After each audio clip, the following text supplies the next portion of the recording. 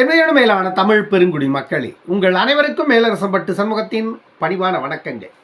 அன்பு உறவுகளே, நம்முடைய சேனலை நீங்கள் பார்ப்பது இதுவே முதல் முறையாக இருந்தால் நம்முடைய காணொலிகள் தொடர்ந்து உங்களுக்கு வர வேண்டுமென்றால் உடனே சப்ஸ்கிரைப் செய்து கொள்ளுங்கள். தொடர்ந்து நம்முடைய காணொலி பற்றின உங்களுடைய மேலான கருத்துக்களை கருத்துரை பகுதியிலே தவறாமல் பதிவு செய்யுங்கள். அன்பு உறவுகளே, வாருங்கள் இப்பொழுது காணொலிக்குள்ளே செல்லுவோம். தமிழ்நாட்டில் இந்தியா கூட்டணியில் இருக்கின்ற திமுக கோஷ்டி வந்துட்டு ஒரு பெரிய புரளியை ஒன்று தமிழ்நாடு ஒரு பெரிய புரளியை சோசியல் மீடியாவில் தொடர்ந்து பரப்பிட்டு இருக்காங்க.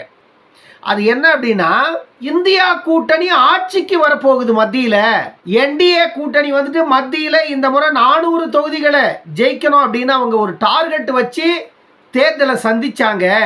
ஆனால் அது வந்துட்டு பெரிய பின்னடைவை ஏற்படுத்திடுச்சு பிஜேபிக்கு.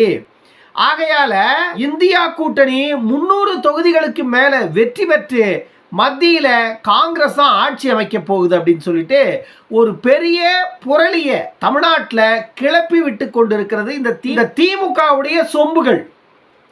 திமுகவுக்கு சொம்படிக்கிற ஊடக வேளாளர்களும் அதை தான் பேசிட்டு இருக்காங்க. திமுகவினுடைய ஐடி விங்கு தான் இதை பெரிய அளவில் கிளப்பி விட்டுட்டு இருக்கு. தமிழ்நாட்டில் என்னதான் கிளப்பி விட்டாலும் தமிழ்நாட்டில் தேர்தல் முடிஞ்சு போச்சு. தமிழ்நாட்டு மக்கள் வாக்கு ஏற்கனவே போட்டுட்டாங்க. அது யார் யாருக்கு எதை செய்யணுமோ எப்படியெல்லாம் செய்யணுமோ அது ஏற்கனவே மக்கள் செய்துட்டாங்க. திமுகவை எங்கே கொண்டு போய் நிறுத்தணுமோ அங்கே நிறுத்தியிருக்காங்க மக்கள். அந்த ரிசல்ட்டுக்காக தான் இப்போ நம்ம காத்துட்டு இருக்கோம். அது ஜூன் 4ஆம் தேதி வரப்போகுது. ஜூன் 4ஆம் தேதி வந்தால் திமுகவுடைய இந்த 3 ஆண்டு ஆட்சி என்ன லட்சணத்தில் இருந்தது அப்படின்னு மக்கள் சொல்ல போகிறாங்க. ஏன்னா எத்தனை ஊழல் வழக்கில் எத்தனை அமைச்சர்கள் உள்ள போயிருக்கிறாங்க, உள்ள போக வேண்டிய அமைச்சர் மீண்டும் வெளியே எப்படி வந்தாரு, வெளியே இருக்கிற அமைச்சர் மீண்டும் எப்போ உள்ள போறாரு, இன்னும் எத்தனை அமைச்சர்களை அமலாக்கத்துறை உள்ள அனுப்ப போகுது அப்படின்னு நம்ம பார்த்துட்டு தான் இருக்கிறோம் ஒவ்வொரு நாளைக்கும். பிஜேபியோட கூட்டணி மத்தியில் 400 இடங்கள் வரவே வேண்டாம். எதுக்கு 400 இடங்களை அவங்க ஜெயிக்கணும்?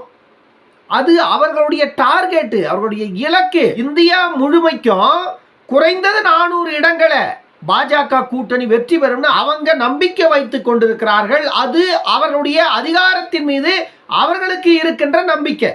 இப்போ திமுக 40 நமதே அப்படின்னு தமிழ்நாட்டில் பேசுது. எந்த ஒரு வேலையும் செய்யாத நீங்களே 40 நமதே அப்படின்னு சொல்லும் பொழுது, இந்தியாவை 10 ஆண்டுகள் ஆட்சி செய்திருக்கின்ற மோடி 400 இடங்கள் நாங்கள் வெற்றி பெறுவோம், 10 ஆண்டுகளில் இந்தியாவை நான் இந்த அளவிற்கு வலிமை உள்ள ஒரு தேசமாக உருவாக்கி இருக்கிறேன், ஆகையால மக்கள் வந்துட்டு எங்கள் பக்கம் இருக்கிறாங்க, இந்த முறை கண்டிப்பாக 400 இடங்களில் பாஜக கூட்டணி வெற்றி பெறும்னு மோடி சொல்கிறதுல என்ன தப்பு இருக்குது? அவங்க ஜெயிக்கிறாங்களா ஜெயிக்கலையாங்கிறது ரெண்டாவது. ஆனால் மோடி வந்துட்டு அவருடைய ஆட்சி மீது அவருக்கு இருக்கிற நம்பிக்கையை அவர் வெளிப்படுத்துகிறார். இந்தியாவை பொறுத்த வரைக்கும் தென் மாநிலங்களில் பிஜேபிக்கு செல்வாக்கு இல்லை, ஆனால் வட மாநிலங்களில் காங்கிரஸே இல்லை. அப்படி இருக்கும் பொழுது நீங்கள் மத்தியில் காங்கிரஸ் ஆட்சிக்கு வரும்னு எப்படி கனவு காண்றீங்க? 2014 காங்கிரஸ் வெற்றி பெற்ற தொகுதி எத்தனை? 53. 2019 காங்கிரஸ் வெற்றி பெற்ற தொகுதி எத்தனை? 56. காங்கிரஸ் எதிர்கட்சியா உட்கார்ந்தனா கூட 57 இடங்கள் வேணும். ஆனால் 57 இடங்களை கூட வெற்றி பெற தகுதி இல்லாத ஒரு இயக்கமாக காங்கிரஸ் மாறி போயிருக்கிற சூழ்நிலையில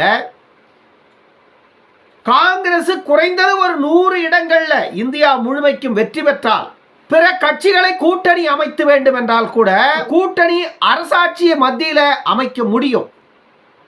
அதற்கு கூட காங்கிரசுக்கு வலிமை இல்லாத ஒரு நிலைக்கு காங்கிரஸ் இந்தியாவில் தள்ளப்பட்டு விட்டது. பிஜேபி விட்டா காங்கிரஸ், இது 2 இயக்கங்களையும் தாண்டி ஆல்டர்னேட்டரா ஒரு இயக்கம் இல்லை இந்தியாவில். மம்தா பானர்ஜியால முடியுமா? முடியாது. மு.க. ஸ்டாலினால முடியுமா? முடியாது. அரவிந்த் கெஜ்ரிவாலால முடியுமா? முடியாது. வேற யார் இருக்கிறாங்க? வேற யாரும் இல்லை. உத்தரப்பிரதேசத்தில் 81 தொகுதி இருக்கிறது. 81 தொகுதியில் கடந்த தேர்தலில் 62 தொகுதிகளில் பிஜேபி ஜெயிச்சது. இந்த முறை உத்தரப்பிரதேசத்தில் குறைந்தது 70 தொகுதிகளில் நாங்கள் ஜெயிப்போன்னு பிஜேபிக்காரங்க சொல்கிறாங்க. யூபியில் யோகி ஆதித்யநாத்துக்கு எதிராக இப்பொழுது சில பிரச்சனைகள் அங்கு கிளம்பி இருக்கிறது. அதை காரணமாக வைத்து பிஜேபி வாஷ் அவுட் ஆயிடுச்சு யூபியில் அப்படின்னு இங்கே இருக்கிற திமுகவினுடைய அள்ளக்கைகள் பேசிக் கொண்டிருக்கிறார்கள். அப்படி பார்க்க போனால் செந்தில் பாலாஜி உள்ளே இருக்கிறாரு. பொன்முடிக்கு 3 ஆண்டுகள் ஜெயில் தண்டனையை கொடுத்தாங்க. இந்த அமைச்சரவையை வைத்துக் கொண்டிருக்கின்ற திமுக தமிழ்நாட்டில் வெற்றி பெறுவதற்கான வாய்ப்புகள் இருக்கிறதா? வெற்றி பெறுவதற்கு வாய்ப்பே இல்லாத ஒரு இயக்கம் திமுக. ஆனா அந்த இடத்துல திமுக வெற்றி பெறு. எப்படி வெற்றி பெறுகிறது? பணத்தை கொடுத்து ஓட்டை வாங்குறீங்க. இதே வேலையை அதிகாரத்தில் இருக்கிறவர்கள் எல்லா இடங்களையும் செய்யறாங்க. அது யூபிலையும் நடக்கலாம். நடக்காதுன்னு நம்ம எப்படி சொல்ல முடியும்? ஏன்னா ஆட்சி அதிகாரம் என்பது மிக மிக வலிமை மிக்கது. அந்த இடத்துல இப்போ ரூலிங் பார்ட்டி யார் இருக்கிறாங்கன்னா பிஜேபி தான் இருக்கு. பிஜேபி ரூலிங்கில் இருக்கிறதுனால அந்த இடத்துல ஏற்கனவே அவர்கள் வெற்றி பெற்றிருப்பதால மீண்டும் அவர்கள் வெற்றி பெறுவதற்கான எல்லா வேலையும் செய்வாங்க. அப்படி இருக்கும் பொழுது மத்தியில் மீண்டும் காங்கிரஸ் ஆட்சிக்கு வந்துடும். திமுக வந்துட்டு அமைச்சரவையில் இடம் பிடிச்சிடலாம், தமிழ்நாட்டுக்கு ஒரு 10 அமைச்சர்களை வாங்கிடலாம் அப்படின்னு திமுக தலைவர் மு.க. ஸ்டாலினோ சபரீசனோ உதயநிதியும் வேண்டுமென்றால் கனவு காணலாம். ஆனா அந்த கனவு பகல் கனவா இருந்தா ஒன்றும் பண்ண முடியாது. கனவு காண்பதற்கு எல்லாருக்கும் உரிமை உண்டு. ஆனா அந்த கனவு பலிக்கணும் இல்லை. பலிக்காத கனவை நீங்க கண்டுட்டு கனவு கண்ட காங்கிரஸ் ஆட்சி வர மாதிரி அந்த ஆட்சியில தமிழ்நாட்டிலிருந்து 10 அமைச்சர்களை நாங்க பெற்றிருந்தோம் அப்படின்னு நீங்களே இங்க ஒரு தண்டோராவை போட்டுக்கிட்டு இருந்தா இது உங்களுடைய 200 ரூபாய் ஊபிஸ்களை நீங்க நம்ப வைக்கிறதுக்காக நடிக்கிற நாடகங்கள்ல இதுவும் ஒன்று. அவ்வளவுதான். மக்கள் நம்பிட்டு போக வேண்டியதுதான். தமிழ்நாட்டை பொறுத்த வரைக்கும் திமுகவுக்கு ஓட்டு செலுத்துறதும் அதிமுகவுக்கு ஓட்டு செலுத்துறதும் எந்த பயனும் கொடுக்க போறது இல்லை.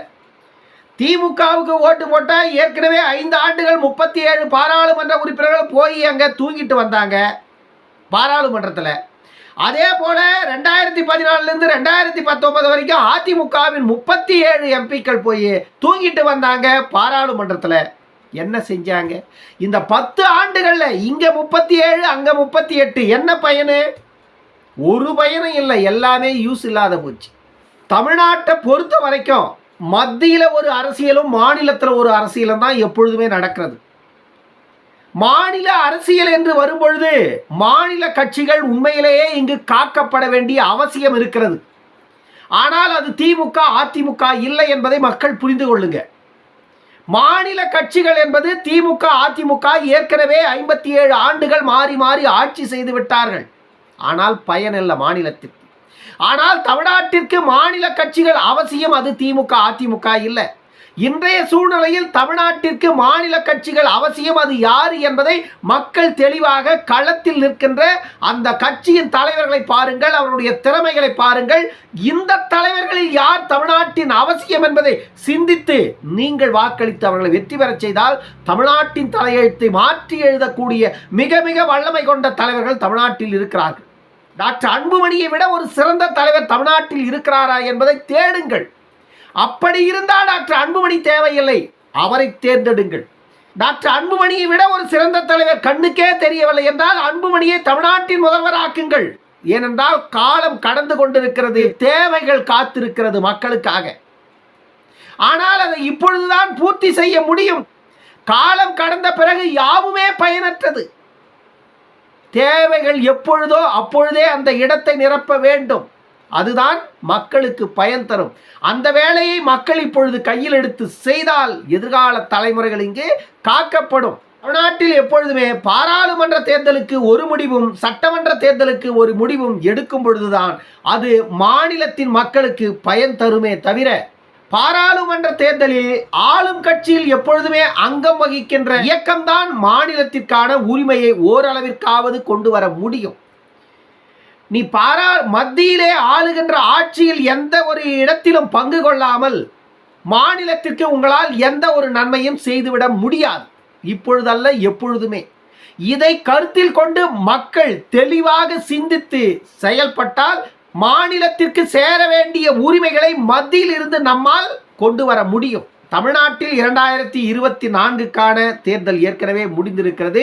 மக்கள் எப்படி தீர்ப்பு எழுதியிருக்கிறார்கள் என்பதை நாம் பொறுத்திருந்து ஜூன் மாதம் 4ஆம் தேதி அதை பார்ப்போம். ஆனால் இப்பொழுது தமிழ்நாட்டில் இந்த திமுக அடித்துக் கொண்டிருக்கின்ற இந்த தண்டோரா மக்களை ஏமாற்றுவதற்கு, மக்களை திசை திருப்புவதற்கு, மக்களை நம்ப வைப்பதற்கு மத்தியிலே மீண்டும் காங்கிரஸ் ஆட்சிக்கு வரும் என்று சொல்லுவது பகல் கனவுதானே தவிர ஒருபோதும் அது பலிக்காது. இந்தியாவில் மீண்டும் மோடி ஆட்சி தான் வரப்போகிறது, அதில் மாற்று கருத்தே இல்லை. இந்திய அளவிற்கு மோடி நல்லது செய்திருக்கிறாரா கெட்டது செய்திருக்கிறாரா என்பதை எல்லாம் நீங்கள் தள்ளி வைத்துவிட்டு இன்று இருக்கின்ற கள நிலவரத்தை பாருங்கள். மோடிக்கு எதிர்ப்பு இருக்கிறதா என்பதை.